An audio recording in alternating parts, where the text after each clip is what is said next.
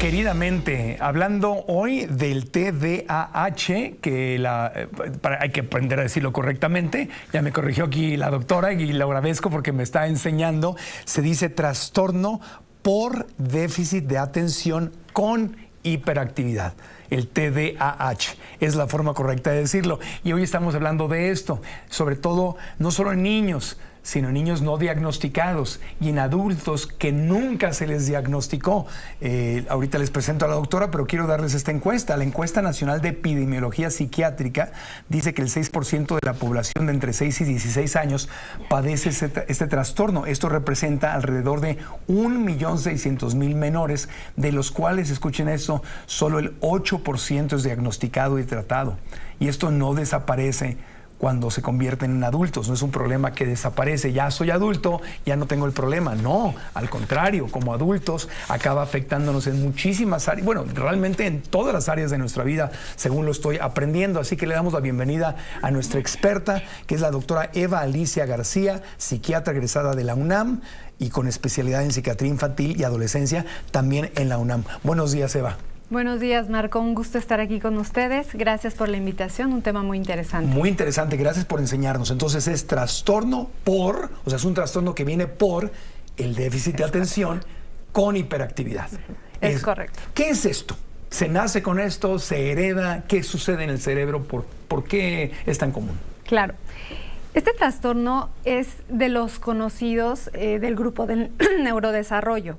¿Por qué? Porque se origina durante el desarrollo del cerebro del feto. O sea, nosotros ya nacemos con ese trastorno. Tiene un porcentaje de heredabilidad, es decir, hay del 60 al 80% de probabilidad de que nuestros padres o abuelos tengan este trastorno y nos lo hayan heredado. Hay cierta vulnerabilidad de genes. Hay genes que, digamos, están afectados y si algo pasa durante nuestro desarrollo en el útero o en el nacimiento, se encienden y entonces se desarrolla el trastorno. Es del neurodesarrollo, nacemos con él, no se quita, lo vamos a tener toda la vida y hay ciertas áreas en el cerebro que, digamos, fallan. Y esas que fallan son las que no te ayudan a enfocarte. El problema principal es falta de foco. Es un problema de autorregulación, Marco. Es un problema de autorregulación. No regulamos bien la atención, no regulamos bien los impulsos, no regulamos bien los movimientos, no regulamos bien la toma de decisiones. Es un problema en general de autorregulación, pero sí se ha dividido en grupos de síntomas, que es el déficit atencional, la hiperactividad, ya sea motriz, motora, que estoy mueve y mueve, o cognitiva, que estoy piense y piense en una cosa y en otra y no me concentro. Por eso el déficit atencional. La impulsividad, que es la toma de decisiones de manera inadecuada sin pensar o interrumpir movimientos bruscos, etcétera, y la inadecuada regulación en las emociones, que también tiene que ver con esa impulsividad emocional. Entonces son los 4 grandes grupos de síntomas en los que se divide este trastorno. Pero de lo que más se habla es de la falta de foco. El clásico niño que no se enfoca en las clases, le aburre la clase, no se enfoca y entonces tiene problemas de aprendizaje. Es correcto. Pero esa no es la única manera. No es la única, es uno de los grupos de síntomas. Ok, ahora la falta de foco es bastante común. Estoy leyendo aquí en mi cuenta de X, que es @MarcoRegil, que en nuestra encuesta de hoy que dice, ¿te distraes fácilmente? Sí. Más del 80% de la gente dice que sí se distrae fácilmente. Sí. Lo mismo en mi cuenta de Instagram, @MarcoAntonioRegil, acabo de verla, igual más del 70%. Entonces en nuestras encuestas de redes sociales es un altísimo número de gente que se distrae fácilmente, pero eso no quiere decir que tienen TDAH. Es correcto. Es que en los trastornos de salud mental es súper importante ver el grado de impacto que tiene en nuestra vida cotidiana, porque voy a poner un ejemplo muy fácil. En la depresión, todos podemos sentir tristeza. La tristeza es una emoción totalmente común y podemos estar tristes un día y después ya no, pero si es tristeza constante, intensa, todos los días y esto afecta nuestra funcionalidad, es depresión. Lo mismo pasa con el trastorno por déficit de atención. Todos podemos ser distraídos, todos podemos de pronto olvidar las llaves, pero si esto nos pasa todos los días, a todas horas, en el trabajo, en la casa, con los amigos, o sea, si las fallas son constantes y nos generan pérdidas cuantificables a lo largo del tiempo, es un trastorno. Entonces es un trastorno. Ajá. Aquí estoy, ahorita hay una cuenta muy buena de Instagram, ahorita voy a ir a ella, donde te ponen y te ilustran cómo se puede manifestar el TDAH Es correcto. en la cocina, a la hora de estudiar, Sí. en el trabajo, con la pareja. O sea, ahorita vamos a ver, porque me parece una cuenta muy interesante. Ahora, el tema es cómo sé si lo tengo o no lo tengo, porque yo al estar preparando con mi equipo este programa y estar leyendo esta cuenta de Instagram, pues me hizo dudar. Digo, porque yo sí me he regresado así de que le puse la alarma al carro, no, y ahí voy, agarro el elevador y me regreso al estacionamiento a ponerle la alarma. Claro. ¿Cómo sé que lo tengo? Claro. O que simplemente ando un poco distraído, como dices tú. Sí.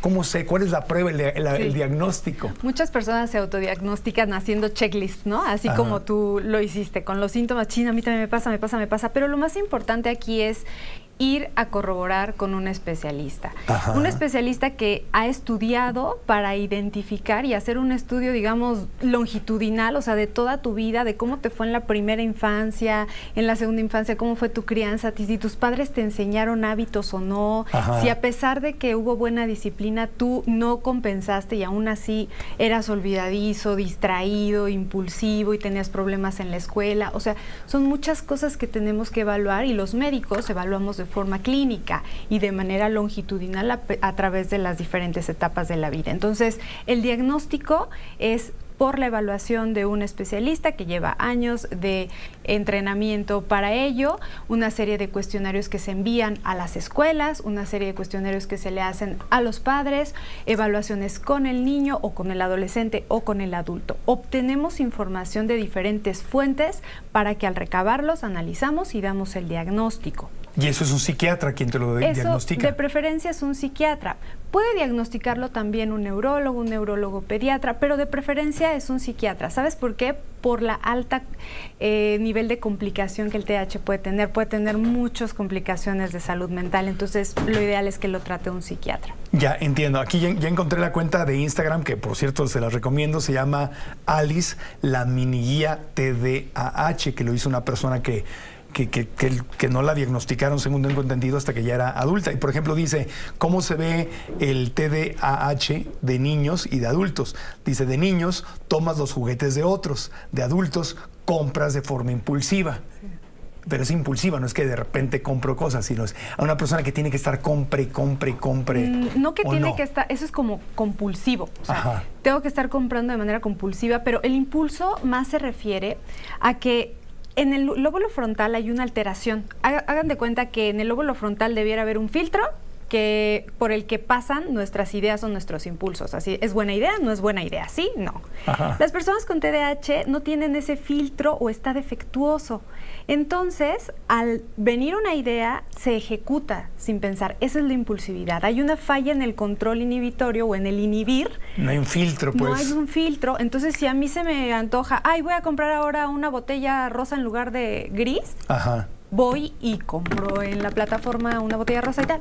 Cuando la compré, puede pasar un ratito y decir, chin, es que tenía una botella gris, ¿para qué compré la rosa? Ese es el impulso, no pensar las consecuencias de los actos. Entonces, yo creo que a lo que se refiere es que el poder adquisitivo del adulto, pues ya es comprar. Antes nada más se me antojó ese juguete, lo agarro, sin pensar en las consecuencias del acto porque no hay filtro. Ajá. Pero en la edad adulta, al tener ya un poder adquisitivo mayor, el impulso es, lo compro. Ya. Ajá, pero es como se refiere a esa falta de filtro en el antojo, en el impulso, en el deseo que nuestro frontal no puede detener y decir, oye, es buena idea, claro, tienes dinero, oye, si le agarras el juguetito, no te van a regañar en la escuela, no te va a regañar tu mamá. Filtro.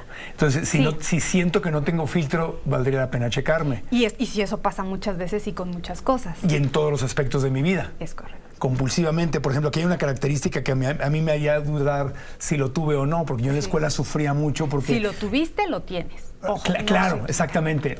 Sí, no se va, no se quita, no es catarro. Se atenúa porque vas aprendiendo a regularte, ajá, pero no se Pero no se va. Yo sufría mucho en la escuela, por ejemplo, porque me decían que me estuviera quieto. Y odiaba estarme quieto, pero eso, la mayor parte de los niños, pues te quieres mover.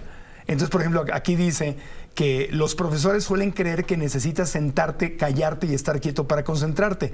Dice, las personas con TDAH pueden concentrarte mejor mientras se mueven. Con ese criterio, pues yo me concentro mejor mientras me muevo. Hasta cuando hablo estoy en una llamada, Totalmente. me estoy moviendo por la casa, por tu casa, Gracias. y estoy haciendo como muñequitos, algo, y me concentro mejor cuando me estoy moviendo. Yo odiaba que me dijeran, cállate, siéntate, no hables. Y yo por eso en la escuela, la alucinaba. Pues yo creo que sí tienes que ir a una evaluación. ¿Sí? Porque si vemos a un grupo de personas, solo ese porcentaje, aproximadamente 8, 9, hasta 10%, está moviéndose. Ajá. Otro porcentaje va a seguir la indicación. Claro que todos los niños son más inquietos, pero va a haber un grupo de niños que necesiten estar dándole a su cuerpo el movimiento que le pide. Ajá. Para poder centrarse y prestar atención. Eso es súper común en el TDAH, Ajá. que necesitemos algo. Por ejemplo, en Estados Unidos hay pupitres con bicicletas estáticas. Sí. Entonces puede estar el niño hiperactivo con la bicicleta y así presta más atención porque calma su cuerpo y baja esa sensación de inquietud. Sentido. Vamos a ir a una pausita, pero mi pregunta es, todos los niños queremos movernos. ¿Cómo sé si realmente mi hijo o yo tengo desde niño el TDAH? Porque claro.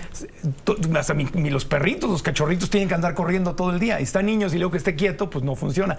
Pero volveremos a ver cómo se diagnostica. Aquí estamos juntos en Fórmula, la conversación está abierta. Conecta y construye.